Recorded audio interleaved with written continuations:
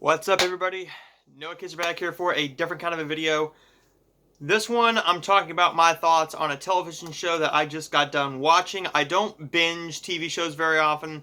I don't even binge a show unless the whole thing is already done. This is a show that I've been meaning to get to for quite a little bit, and I just finished The Office on Netflix. I've seen quite a few episodes. I want to say I've seen maybe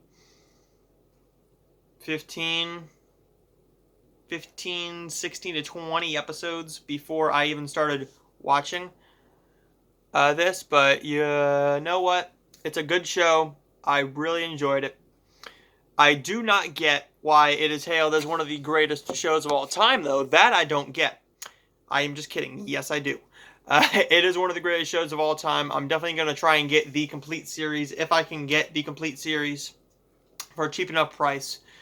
Or if I have to get it season by season, DVDs are fine. I don't even know if the whole series is available on Blu-ray. It's a show that, if you haven't watched The Office yet, like me, it's pretty much about this office called Dunder Mifflin Paper Company.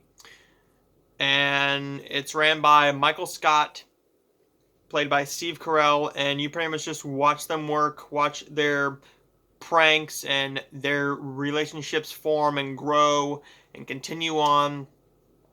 I wasn't very patient with this show. I saw the first season about 2 times, and I'm like, I don't get why this show is great. Then I watched a little bit of season 4 because I got the season 4 DVD for like $1. So I'm like, okay, I will check this out. So I watched it, and I saw the first episode of that, and I'm like, this is magic right here. I just never got around to watching the rest. This show is fantastic, up to a certain point. What everybody says is that this show isn't great after Michael Scott leaves. And I have to say that is true, but I still enjoyed it up to a certain point.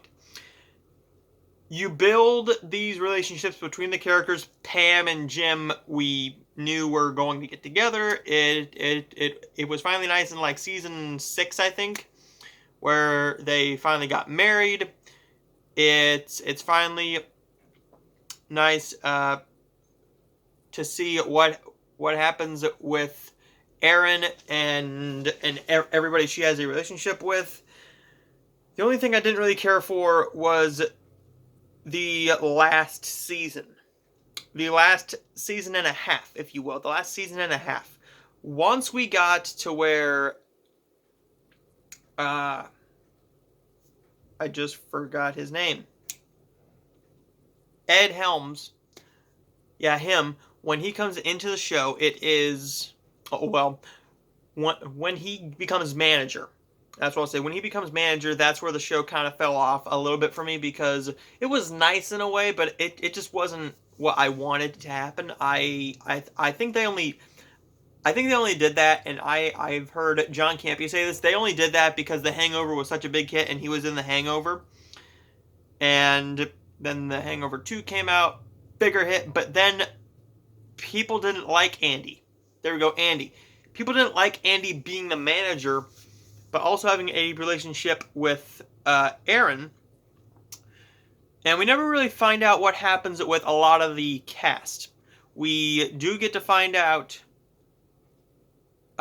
who Erin's parents are, which I totally forgot was even a side plot or a plot in the show.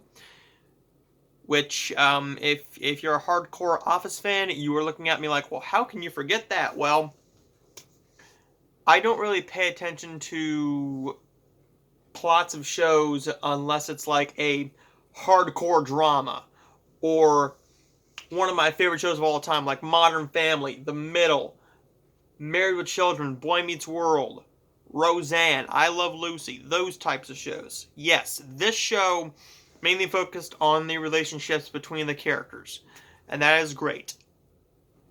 I didn't know how it was actually going to go, or how it was actually going to work out.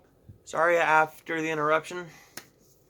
Where the relationships were going with most of the characters, I found really entertaining. I really enjoyed it. But the Aaron and Andy thing started going a bit down south, and then Aaron's relationship with I can't even remember the kid's name because he was only in one, and I'd never even heard of him before. But Clark Duke also comes into this, and I knew he was in a little bit. I knew that Will Ferrell was in this a little bit.